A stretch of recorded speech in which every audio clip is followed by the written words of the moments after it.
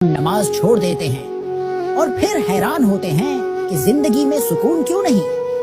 ہم موبائل کو تو سونے سے پہلے چارج پر لگا دیتے ہیں، لیکن اپنی روح کا تعلق اللہ سے جوڑنا بھول جاتے ہیں۔ ہماری راتیں سکرین کی روشنی میں گزرتی ہیں، لیکن دل کی تاریکی میں روشنی ڈالنے والا قرآن بند پڑا رہتا ہے۔ تلاوت ناپید، گناہ معمول، اور پھر بھی امید رکھتے ہیں کہ جنت آسانی سے مل جائے گی۔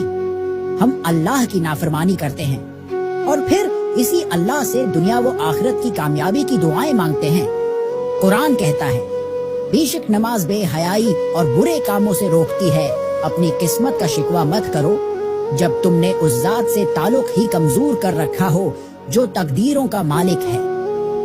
اللہ سکون انہی دلوں میں اتارتا ہے جو اسے یاد کرتے ہیں اور جو ہر حال میں رب سے جڑے رہتے ہیں۔